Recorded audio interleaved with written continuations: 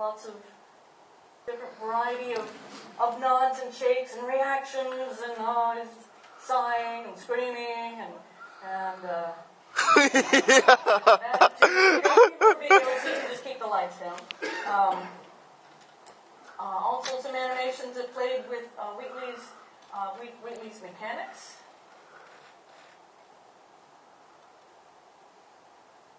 This is him imitating a Animex computer, the tape reel of one of the old computers when he's plugged in. And ways he can use his body in different ways. He's about to be sucked into the tube, and then once he's in the tube, he's having fun rolling around. So just exploring these special capabilities he had because he was a machine kind of gave him almost like fun little superpowers.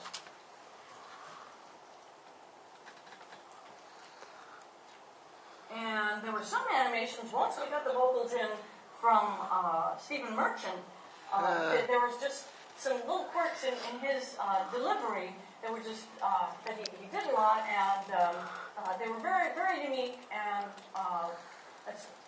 some custom animations were made to go along with those little vocal quirks.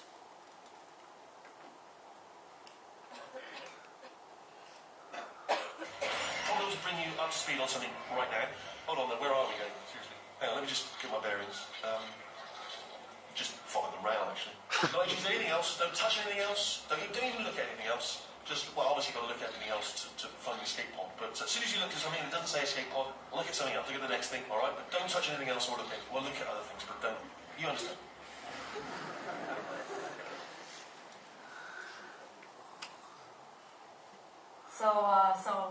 So that a big library of all those big little pieces was created, plus a lot of things were just as simple as head move up, head move down, to the side, some tilts, some reactions, just very simple things that were created as, we call them gestures, and they're deltas that just can be layered on top of an idle animation, and can just add a head move or an eye move or a blink or a nod on top of the base idle. And what would happen is that the animator would work with the level designers every time a map with the Wheatley was being developed. They'd work out what mood he would be in, whether he'd be plugged in or if he would be damaged. If Gladys was after him and he was scared, he might tend to be doing his base animation just might be a lot of blinking and glancing around. If he was relaxed, then he might just have a neutral, idle, looking at the player, on top of which little movements could be added to go along with his dialogue. And again, all that advanced preparation of preparing his library, figuring out his movement language, and planning with the level designers were needed, because when it came time to put everything together for his final animation, there was just going to be limited time to do that. And this was accomplished using Valve's proprietary animation tool. It's an animation compositing tool called Face Poser. So animations are not created in this tool. Once you have a library of little bits and pieces, you can bring those pieces. We also have a Face Poser in Gmod. Face Poser was initially created for Half-Life 2. It allowed a small amount of animators to create a huge amount of content very, very quickly. And that was exactly what was going to be needed for Wheatley. So all of our planning and preparation went to doing his animation that way. And in fact, one animator did all of Wheatley's animation library and his dialogue, all of his dialogue, for the first half of the game. Just one person, very, very quickly. So that definitely worked out well. And this is a closer view of Face Poser. We've got the viewport that shows the results of the animation that you're compositing together. At the very top is, like the top of this timeline, is a wave with the audio there. So this file is initially created as a VCD file, which stands for Val Choreo Data File, which just starts out having just the audio, no animation in it. Once that is generated, then the animator opens it up, and that's what all these files are, these old VCDs that have been created that have the audio in there. The animator opens it up and starts going over to the library of different movements, different idles, different gesture, delta animations, different, if there were very specific animations like a scream or an eye pop, those could be dropped in. They weren't deltas, they just temporarily would overwrite the idle just to get that animation happening. So all of those lived over here. You drag them down to this timeline, and then you would start layering things. There was a button in Face Poser where you could set what the base idle was going to be in the map or part of the map where this line was going to be delivered. So if Wheatley was going to be plugged in when he's saying this line, you would set that would be the base idle that this animation would be based on.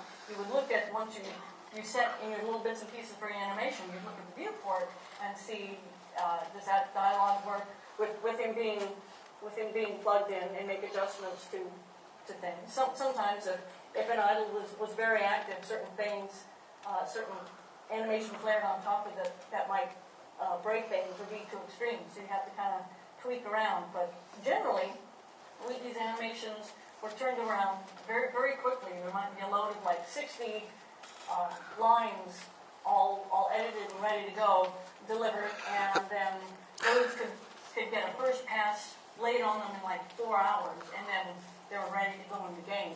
And most of the time, the lines maybe got a second pass on them, and then that was it. He had so many lines in the game that had to be done so quickly, and this really ended up working perfectly. So I will show you. This will show you a bit of how one of his lines came together in Face Poser. There's our handiwork. I shouldn't laugh, really. They do feel pain, of a sort. It's all simulated, you know. But real enough for them, I suppose. And this will show some There's details. our handiwork.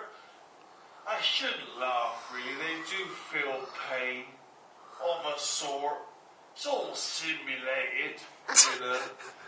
But real enough for them, I suppose.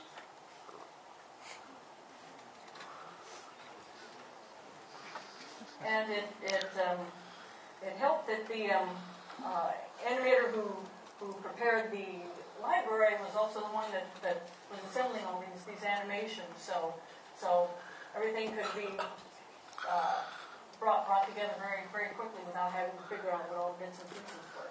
And the best thing about all of this is that a lot of Wheatley's animations were reused for the personality cores. And their vocals were recorded late in production, and we knew that would be the case. So there were a few little custom things that were created for them, but generally that huge library that was created for Wheatley was very nicely repurposed for these guys. And in fact,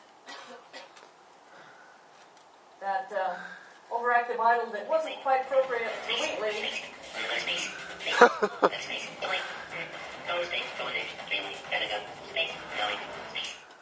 It worked out perfectly for the Space Corps. Now, in the later part of the game, Wheatley undergoes a transformation. I won't go into the details of that, but for this version of Wheatley, there's a big sequence where it's all custom animated. It happens when the player is restricted in an elevator. And, so there's just one point of view. Wheatley would not have to react to the player moving around in the map and have animations that were like in bits and pieces that can turn and react to them. So the player is pretty well in one space, and his animation for this scene and the animation for the wall panels behind him that are reacting is just one huge, long animation.